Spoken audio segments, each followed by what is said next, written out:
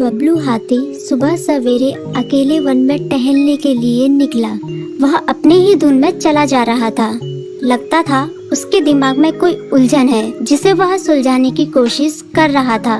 सड़क पर आगे बढ़ते ही उसके सामने चीकू खरगोश भागा। बबलू का पैर उसके ऊपर पड़ने ही वाला था कि चीकू जोर से चिल्लाया।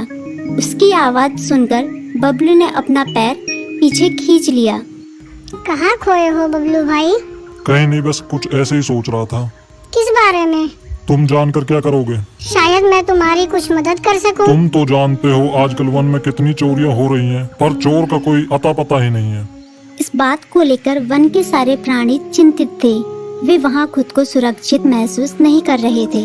अरे चीकू भाई, हम मजबूर हैं। हम चोर को पकड़ ही नहीं पा रहे हैं। वह बहुत चालाक है और अपने काम को बड़ी कुशलता से अंजाम दे रहा है। कहीं कोई सबूत ही नहीं छोड़ रहा। हमारे राजा इस बात को लेकर बहुत चिंतित हैं। यही कारण है कि हम सब इस बारे में सोच रहे हैं। अब तुम मेरी इसमें क्या मदद कर सकते हो? मैं कुछ सोचता हूँ, हो सकता है मुझे कोई उपाय सूझ जाए। प्रयास करने में कोई हर्ज तो नहीं है।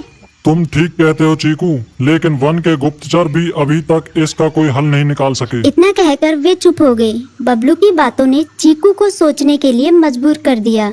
चीकू को उदास देखकर बबलू बोला, तुम अपना मन छोटा मत करो। मुझे अच्छा लगा कि तुमने मेरी परेशानी को समझा। कभी मैं भी इस वन के लिए गुप्तचर का काम करता था।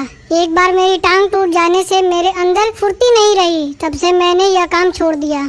चीकू, तुम चाहो तो यह काम दोबारा कर सकते हो। वन के प्राणी ज्यादातर दिन में भोजन की तलाश करते हैं, वे रात को आराम करते हैं। तुम दिन रात दोनों में ही भोजन की तलाश में निकल सकते हो।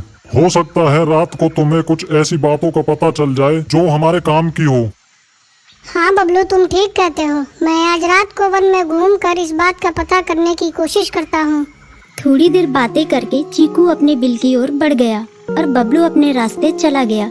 चीकू के दिमाग में अभी तक बबलू की कही बातें घूम रही थी। उसे समझ नहीं आ रहा था वह बबलू की मदद कैसे करे।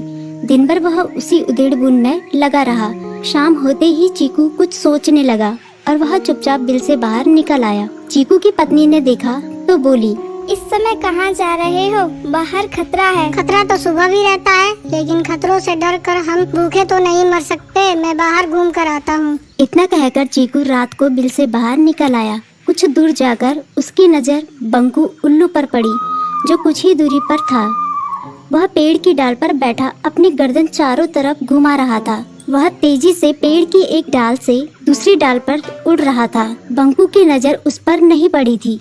कुछ सोचकर चीकू पेड़ के पीछे से बाहर निकलकर थोड़ी खुली जगह पर आ गया और वहां से बंकू उल्लू को देखने लगा। बंकू ने चीकू को अंधेरे में भी देख लिया, पर उसने उसमें कोई उत्सुकता नहीं दिखाई और अपनी गर्दन चारों ओर घुमाता रहा। चीकू बड़ी देर तक बंकू की हरकतों पर नजर रखे रहा। वह थोड़ी देर तक खुले मैदान में खड़ा रहा, पर बंकू ने उसे देखकर भी अनदेखा कर दिया। उसने महसूस किया कि बंकू के आसपास चमकू चमगादड़ भी मंडरा रहा था। कुछ देर वन में घूमने के बाद चीकू अपने बिल में लौट आया और सुबह होने का इंतजार करने लगा। अगली सुबह बबलू उसी रास्ते में जा रहा था। रास्ते में चीकू उसका इंतजार कर रहा था। आज बड़ी जल्दी आ गए बबलू। हाँ, आजकल मुझे चिंता की वजह से नींद नहीं आती। कोई नई खबर है क्या? यकीन से तो मैं नहीं कह सकता, पर मैं तुम्हें ऐसे प्राणी का नाम बता सकता हूँ जो शायद चोरों की मदद कर रहा है। कौन है वो? बंकू उल्लू। इतना कहकर चीकू ने रात की घटना उसे ज्यों की त्यों सुना दी। इसे सुनकर बबलू का माथा ठनका। बबलू की आंखें चौंधिया गई। तुम ठीक कह रहे हो। मुझे आज रात बंकू और चमकू पर नजर रखनी होगी। इतना कहकर वे दोनों अपने अपने रास्ते चले गए। बबलू रात को अपने साथियों के साथ बंकू पर नजर गड़ाए रहा। उसकी संदिग्ध गतिविधियों को देखकर बबलू ने उसे उसके साथियों चंकी और संकी लोमड़ के साथ पकड़ लिया। बबलू ने सख्ती से पूछताछ करनी शुरू कर दी। तुम इस समय बंकू चमकू के साथ क्या कर रहे हो? हम चारों दोस्त हैं, इसलिए साथ बैठकर बातें कर रहे हैं। चमगादड़ और उल्लू की दोस्ती तो समझ में आती है, पर लोमड़ के साथ दोस्ती कैसे हो सकती है? सख्ती से पूछने पर दोनों ने अपना जुर्म कबूल कर लिया और सभी चोरियों के बारे में बताया जो उन्होंने कुछ दिन पहले वन में की थी। बबलू ने उनके चोरी का सारा सामान भी बरामद कर लिया। बंकू और चमकू को अभी तक समझ में नहीं आ रहा था कि वो इतनी आसानी से कैसे पकड़ में आ गई।